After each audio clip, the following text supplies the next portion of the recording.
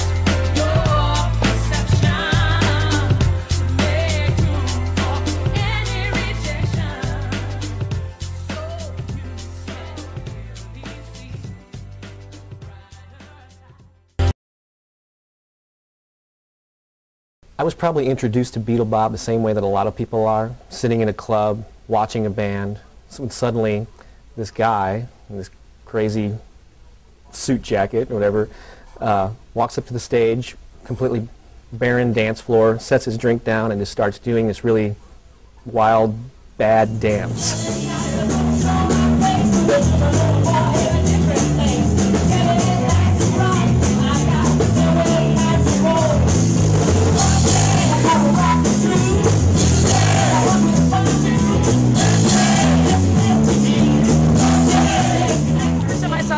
Was in St. Louis, and it was pretty awesome because you know that the legend is Beetle Bob dances at your show, you get famous.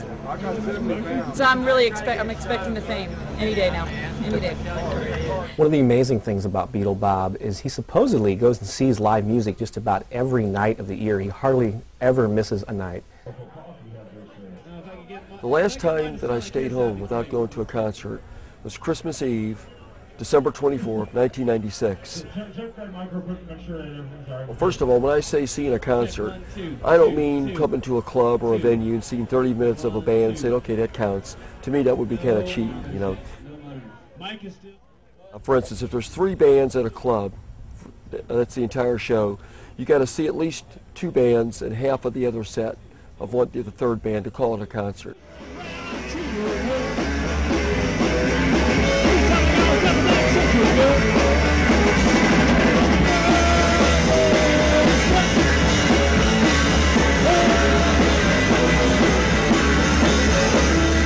Kind of like this, and it's really that was what I found most attractive about it. Ooh, and the hair, and the I mean everything, you know. And it's hot. It's hot.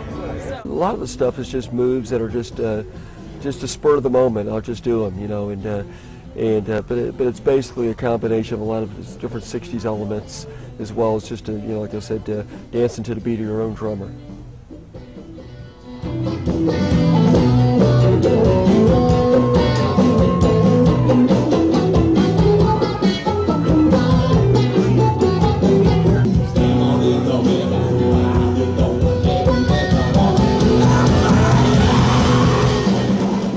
I think, you know, in St. Louis, there's kind of an adhesive between at least touring bands like we are and the local kind of St. Louis music community.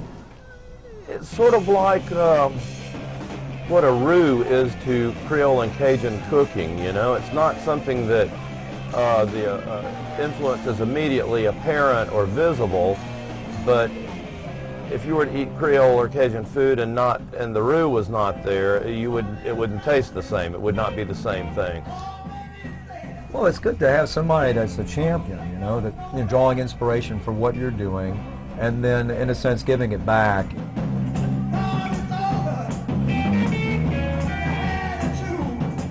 I think he's just sort of like, he just sort of crawls under the, he sort of gets in the ether, and he gets under your skin, and he just sort of, you're sort of infused with him. So he gets to everybody, and I think that he has a great influence. Yes, Beetle Bob was a great influence. As you can tell, I kind of patterned my whole look on Beetle Bob. He's a great influence on many people. Very great influence on the Beatles. As you can see, they copied his look as well.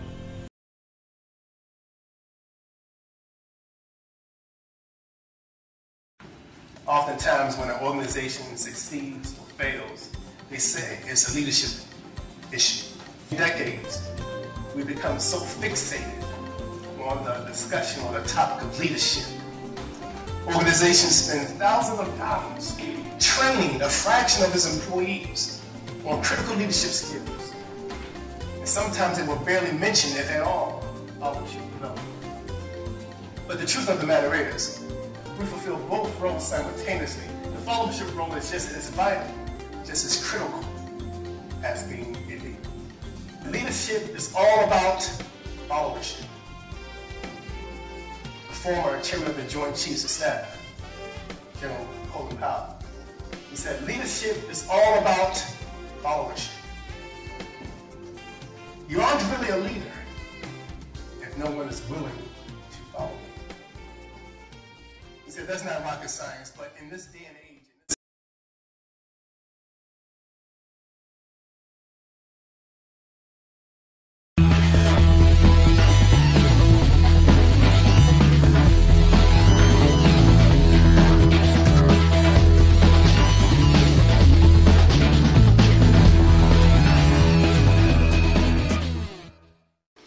Welcome to Paranormal News. Long before there was Jason and Grant, or American Ghost Adventurers, or Ghost Lab, or any of the known television shows that deal with paranormal phenomenon on cable television, or Medium, or Ghost Whisper, there was a small group in St. Louis called Paravision.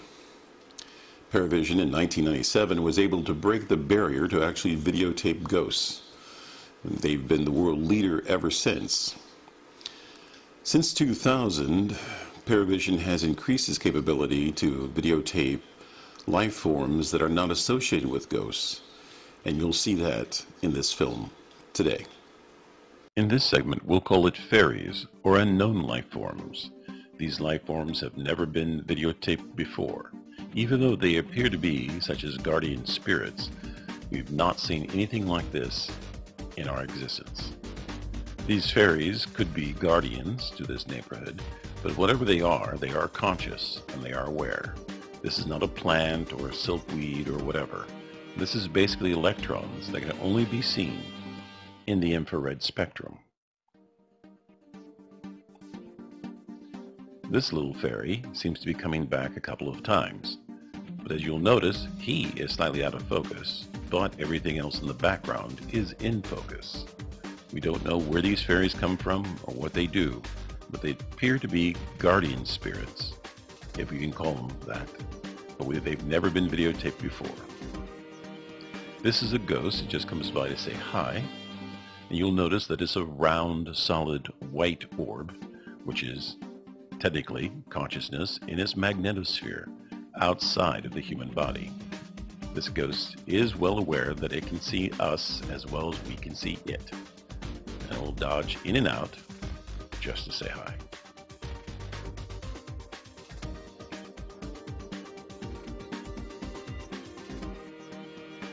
In this next videotape, an angel will stop by just to say hi. As you will notice, this is in slow motion. This angel comes in quite close, and you will notice that it looks slightly different than the ghost we just saw. It has a tortoise and a central matrix, and once it dodges and bobs up and down, you'll notice it looks like a pair of wings. We videotaped several different angels before, and they all appear to be brighter and sharper than the regular ghost orb that is normally videotaped.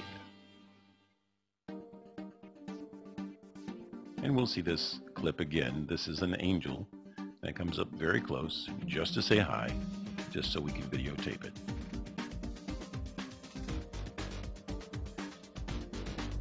Itchy once remarked, if there was an afterlife, could we prove it?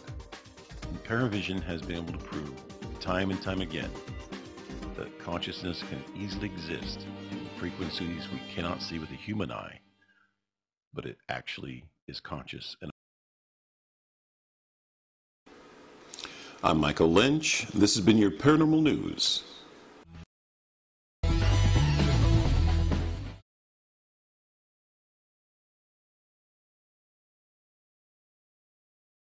Hi, I'm Holly Gershon. I'm the creator of Follow Me Fairies. A lot of people have asked me, how did Follow Me Fairies come about? And it happened when Alexandra was about 4 years old. When we would go to leave the house, she wanted to bring everything from her favorite pillow and doll to her markers and coloring books. So we wanted to create something that was easy to grab on the go, comfortable and lightweight, that had all the little girl essentials, like a fairy doll that could be easily pulled out for a quick snuggle, markers and whiteboard for drawing, and a fun story that Alexandra and I would tell each other about fairyland that may inspire you to come up with your own stories to share. We hope that you and your fairy princess will enjoy Follow Me Fairies as much as we have enjoyed creating it. Alexandra and Madison's Fairyland Adventure, Book 1, by Holly Gershon, illustrated by Stephanie Summerlin and Mandy Stoss.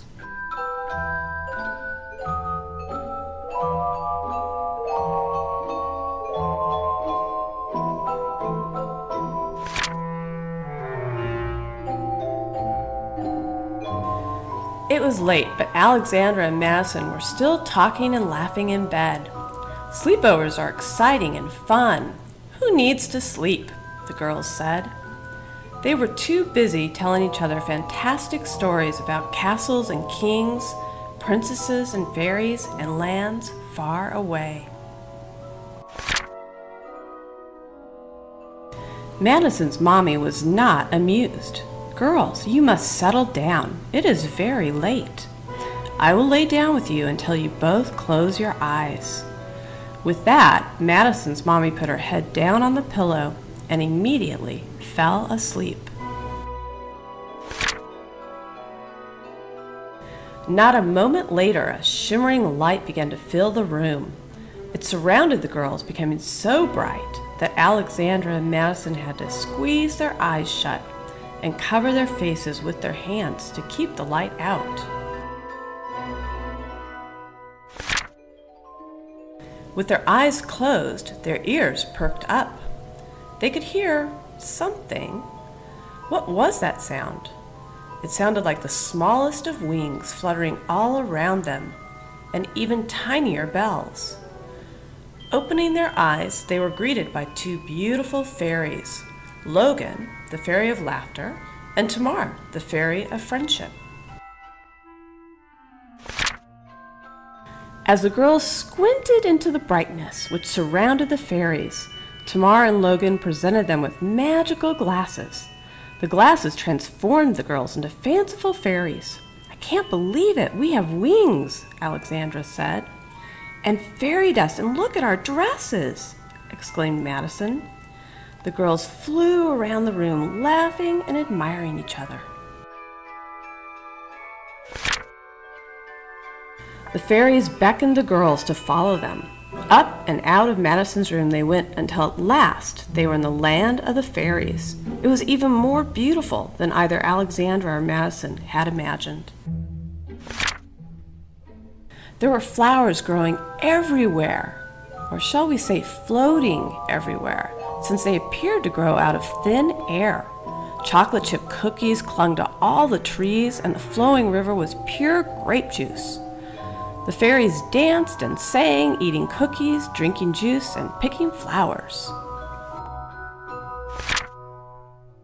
Alexandra and Madison joined in, eating as many cookies as they could pick and drinking directly from the river of grape juice. When there was no more room in their tummies, they began creating bouquets of flowers for their mommies.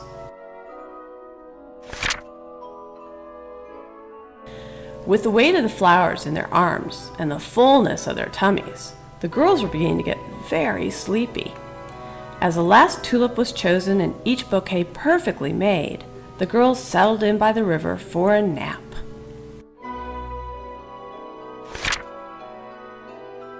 Rise and shine, girls. I've made chocolate chip pancakes for breakfast, your favorite.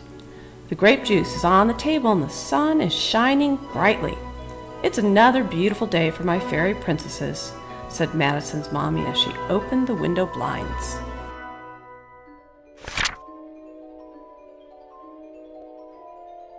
Madison and Alexandra each opened one eye to find themselves back in Madison's bed. I must have fallen asleep before the two of you last night, Madison's mommy said. I had the strangest dream about fairies. Quite delightful. Anyway, come to the kitchen for breakfast now.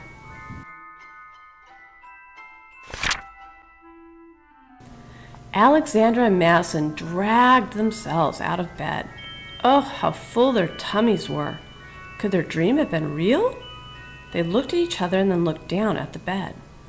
One tulip and two pair of magical glasses sat on their pillows. In the distance, they could just barely hear the sound of fluttering wings and the tiniest of bells.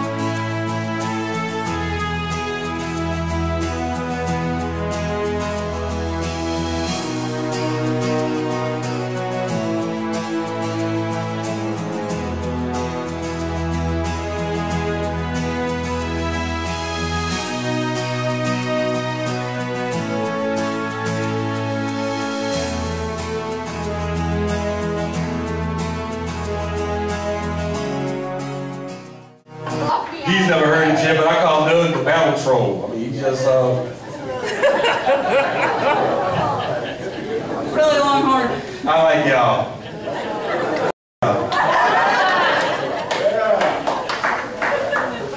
Ladies and gentlemen, in case y'all did not understand or do not realize what's going on just yet, I'm going to tell you how the rest of this show is going to go.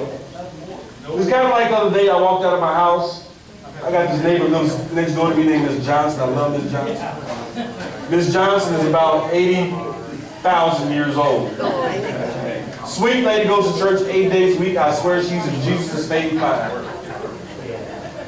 I walk out, she looks at me, I look at her, she said, Mr. Davis, I would like to invite you to a party tonight at my house at 8 o'clock. I'm like, really? Now I figure we're going to sit around, we're going to drink a little tea and read the Bible. Now she said, Mr. Davis, before you come to my house now, I just want you to know something.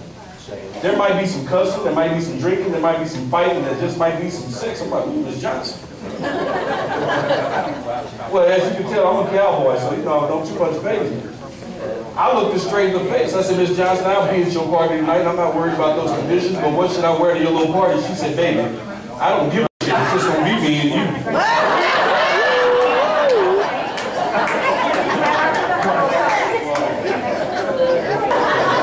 Don't judge me, because you ain't had none to even go, okay?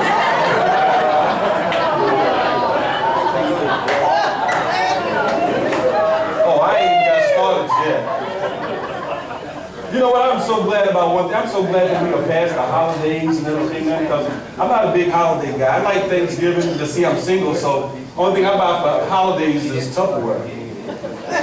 And visit a lot.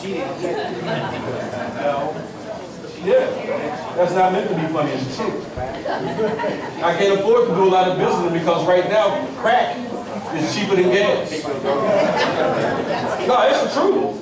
So I figure I'm just gonna buy me a bunch of crack, smoke it all, and just run everywhere.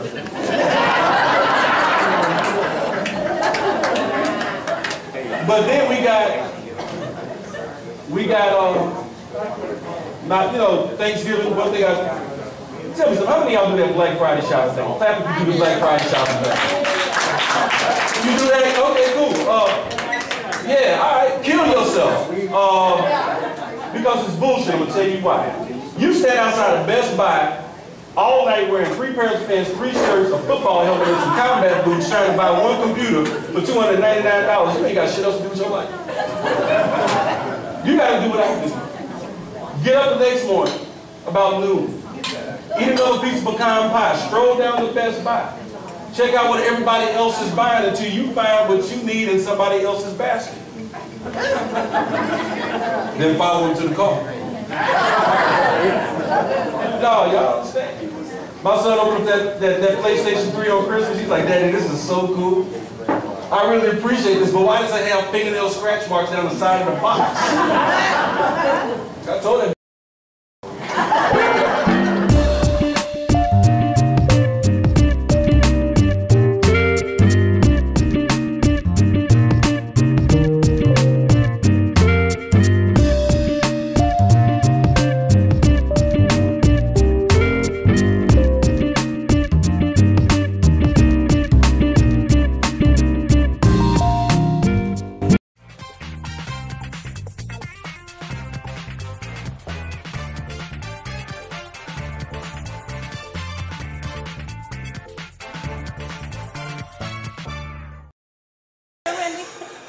What did you say, Randy? What was that? See, she's tricky. Yes, she is tricky. Very sneaky. Sneaky woman, that Benita. I'm sorry, who are you guys talking about? Nobody, we're just talking. The star of the Benita show. Ah. That's what we're talking about. Ah.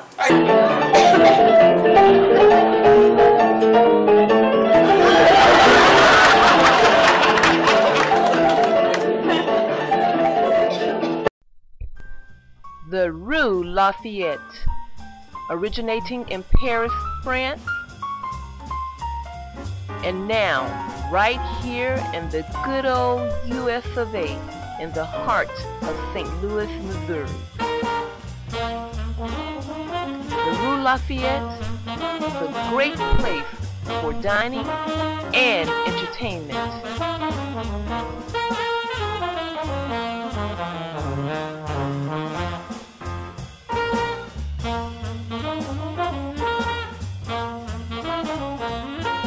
There's entertainment after entertainment at the Rue Lafayette.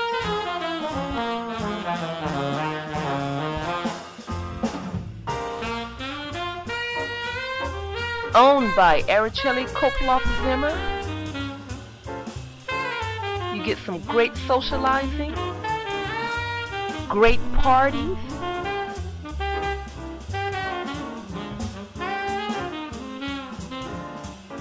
and shopping for antiques and unique items. There are private dining areas and more shopping. Stop by the Rue Lafayette and enjoy a European dining experience.